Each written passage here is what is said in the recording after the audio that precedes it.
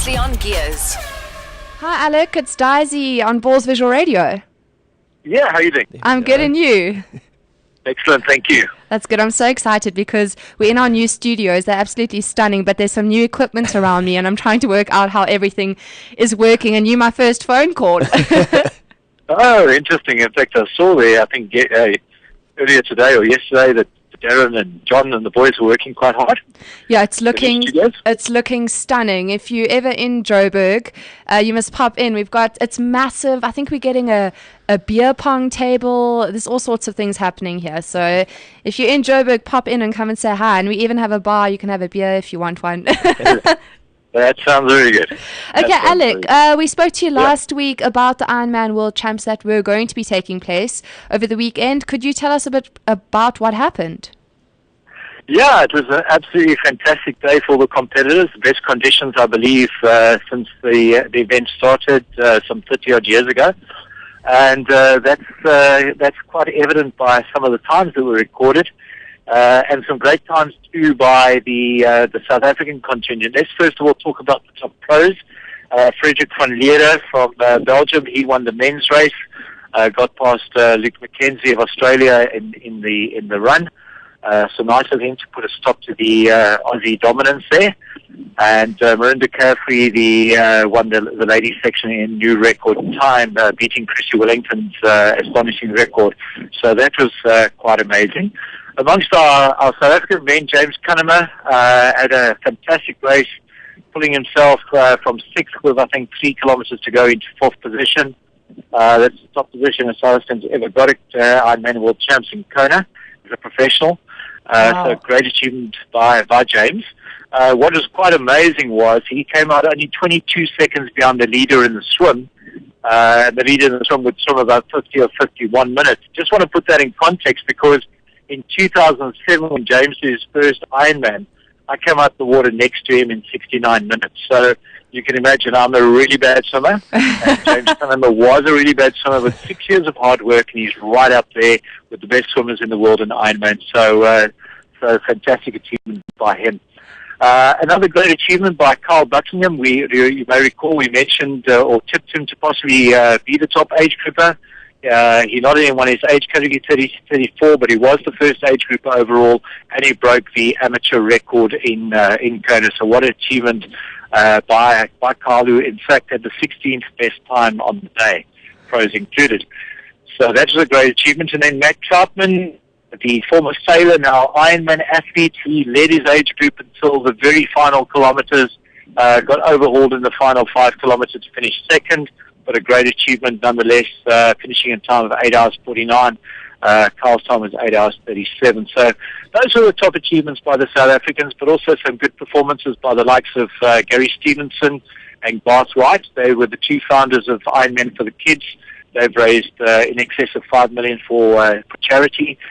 They both finished in 13 hours. Wonderful for them. Unfortunately, our Ironman race director, Paul Wolf, he got flu going into the race and was pulled off the course by the medics on the run because he obviously wasn't looking too good. So unfortunately for him, it didn't go as planned. But most of the other South Africans did very well, but those were certainly the top achievers. Were there any females from South Africa that were part of the event? There were. Kirsty Thompson from Cape Town. She was the top South African female finisher. She finished, I think, about 10 hours, 20-ish. Mariette Hutton, 11 and a half hours. I just can't remember her first name. It was a Fensham lady from South Africa. Really? Who finished the race as well. It was me. I was in Hawaii this past weekend. Yeah. You wish. But, so not up there on the podiums, but certainly representing our great country. And lovely to see the flag flying high there. We watched much of the race on live streaming. I think I went to bed at about 4 o'clock in the morning after watching Carl Buckingham cross the line. It's I suppose we get a little bit over involved and watch this event, but great achievements. Oh, that's awesome. You mentioned Ironman for the Kids. Could you tell us more about that? What exactly is it? Yeah, well, actually, what actually happened is Garth Writing and Gary Stevenson, two great friends of mine, we were all at varsity together, and they wanted to do the half Ironman back in 2004 and Ironman 2005.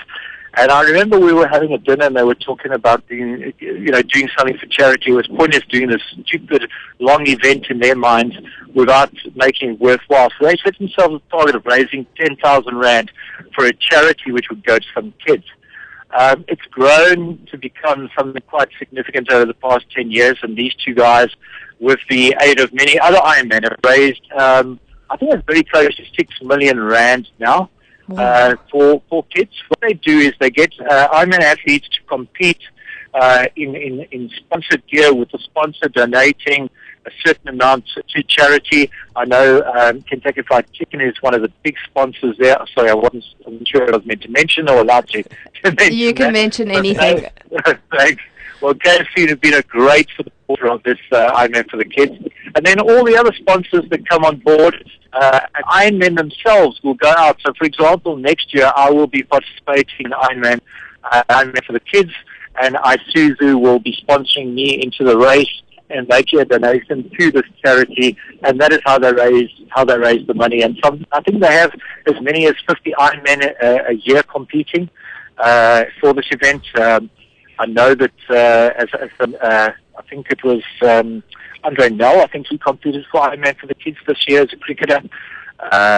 And I know there'll be many other celebrities throwing their weight behind this great event. It's wonderful to see how sport has actually come forward, and former sporting greats have come forward and built up, legacies for charitable institutions, especially this one for the kids. It's really fantastic.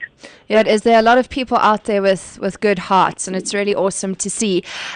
Looking forward, when is the next Ironman event, and where is it taking place?